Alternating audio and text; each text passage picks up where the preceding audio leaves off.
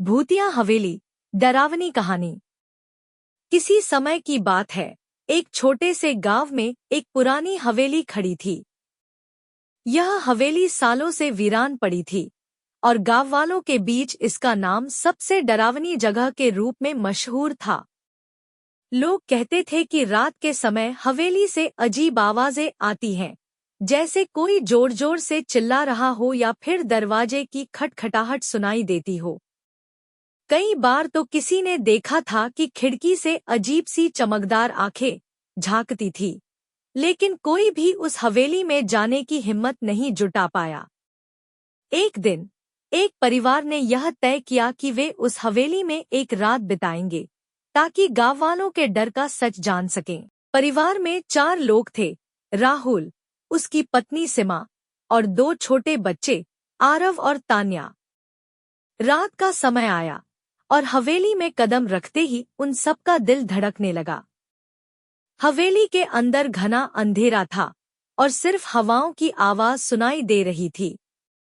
जैसे ही वे अंदर पहुंचे, सीमा को लगा कि किसी ने उसके कंधे पर हल्का सा हाथ रखा। वह डर के मारे चिल्लाई, लेकिन जब राहुल ने मुड़कर देखा तो कुछ नहीं था। बच्चे भी डरे हुए थे, लेकिन उन्होंने समझाया कि यह सिर्फ उनका डर है। आधी रात के करीब अचानक से हवेली के अंदर कुछ अजीब हुआ। आरव और तान्या कमरे में खेल रहे थे, तभी उन्होंने किसी की पैर की आवाजें सुननी शुरू की। जैसे जैसे आवाज करीब आती गई, दोनों बच्चे डर के मारे कांपने लगे। राहुल और सीमा ने भी यह आवाजें सुनी और फिर अचानक कमरे का दरवाजा जोर से बंद हो गया। चारों एक दूसरे से चिपककर खड़े हो गए, लेकिन बाहर जाने का रास्ता बंद था। अचानक सामने के कमरे से एक हल्की सी रोने की आवाज आई। वह आवाज एक महिला की थी, जो गहरी पीड़ा में डूबे हुए शब्दों में बोल रही थी, मेरे बच्चे को बचाओ, बचाओ। यह आवाज हवेली की दीवारों में गूंज रही थी। राहुल ने हिम्मत जुटाई और आवाज की दिशा में बढ़ने लगे। जैसे ही वह कमरे में घुसे, उन्होंने देखा कि एक कटाफटा और खून से सना हुआ चेहरा उनकी तरफ देख रहा था। यह उस महिला का चेहरा था जिसने उन्हें आवाज दी थी। राहुल के हाथ से फ्लैशलाइट गिर गई और कमरे में अचानक सब कुछ अंधेरे में डूब गया। तभी सीमा ने चिल्लाते हुए कहा, हम यहाँ से बाहर जाओ, यह जगह हमें खत्म कर देगी। वे सभी डर के मारे दौड़ने लगे, लेकिन हर कदम के साथ उनकी सांसें घुटने लगी।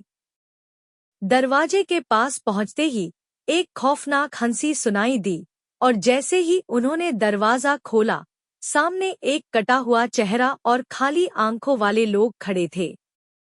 अंत में जैसे तैसे वे बाहर निकले और सूरज की पहली किरण ने उन्हें राहत दी। लेकिन उस रात के बाद से कोई भी उस हवेली के पास नहीं गया और वह परिवार भी कभी उस खौफनाक अनुभव को भूल नहीं सका। अब उस हवेली के बारे में बस एक ही कहानी सुनाई जाती है, जो भी वहां गया वो कभी वापस नहीं आया। क्या सच में हवेली भूतिया थी या किसी और वजह से लोग डरते थे? यह सवाल आज भी गांव वालों के मन में ताजगी से बैठा हुआ है।